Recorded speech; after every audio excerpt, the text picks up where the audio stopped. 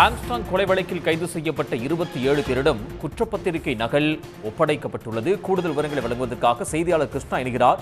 கிருஷ்ணா, விவரங்கள். பகுஜன் சமாஜ் கட்சியின் மாநில தலைவராக இருந்த ஆம்ஸ்ட்ராங் கடந்த ஜூலை 5ஆம் தேதி கொலை செய்யப்பட்டார். இந்த கொலை வழக்கு தொடர்பாக போலீசார் தீவிர விசாரணை நடத்தி 90 நாட்களுக்குள் 30 பேர் மீது வழக்கு பதிவு செய்து அவர்கள் தொடர்பான குற்றப்பத்திரிகையை சுமார் 5000 பக்க குற்றப்பத்திரிகையை எழும்பூர் நீதிமன்றத்தில் தாக்கல் செய்தார்கள்.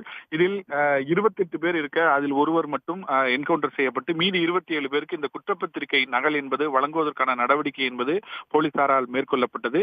இதற்காக கடந்த ஒரு மாதமாக இந்த 27 பேரையும் எழும்பூர் நீதிமன்றத்தில் ஆஜர்படுத்தி அவர்களுக்கு அந்த குற்றப்பத்திரிகை வழங்கும் நடவடிக்கை என்பது மேற்கொள்ளப்பட்டது. ஏற்கனவே பென்டிரைவில் கொடுக்க முயன்ற போது அந்த பென்டிரைவை பயன்படுத்தி தாங்கள் விசாரணையை தொடர்ந்து நடத்த முடியாது என்று அவர்கள் தரப்பிலிருந்து மறுப்பு தெரிவித்த காரணத்தினால் தொடர்ந்து பேப்பர்களாக தங்களுக்கு வழங்க வேண்டும் என அவர்கள் குற்றவாளிகள் தரப்பிலிருந்து கோரிக்கை வைக்கப்பட்டது. இவ்வாறாக தொடர்ந்து நடைபெற்றிருக்கும் நிலையில் இன்று மீண்டும் வழக்கு என்பது விசாரணைக்காக ஒத்திவைக்கப்பட்டு இந்த குற்றப்பத்திரிகையை வழங்கும் நிகழ்வு என்பது நடைபெற்றது. அந்த அடிப்படையில் தற்போது எழும்பூர் நீதிமன்றத்தில் 5வது மேஜிஸ்ட்ரேட் முன்பாக 27 குற்றவாளிகளும் நேரடியாக சிறையில் இருந்து ஆஜர்படுத்தப்பட்டார்கள்.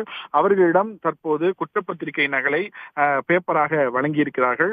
குறிப்பாக 1,35,000 பக்கங்கள் கொண்ட அந்த பேப்பர் வடிவிலான குற்றப்பத்திரிகைகளை 27 பேருக்கும் காவல்துறையின் தரப்பிலிருந்து எழும்பூர் நீதிமன்றத்தில் வழங்கப்பட்டிருக்கிறது.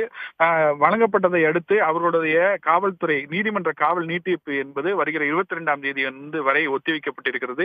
தொடர்ந்து இந்த வழக்கு தொடர்பான குறுக்கு விசாரணை நடைபெறுவதற்காக இந்த வழக்கு அனைத்தும் சென்னை உயர்நீதிமன்ற வளாகத்தில் இருக்கும் சென்னை அமர்வு நீதிமன்றத்திற்கு மாற்றப்பட்டிருக்கிறது.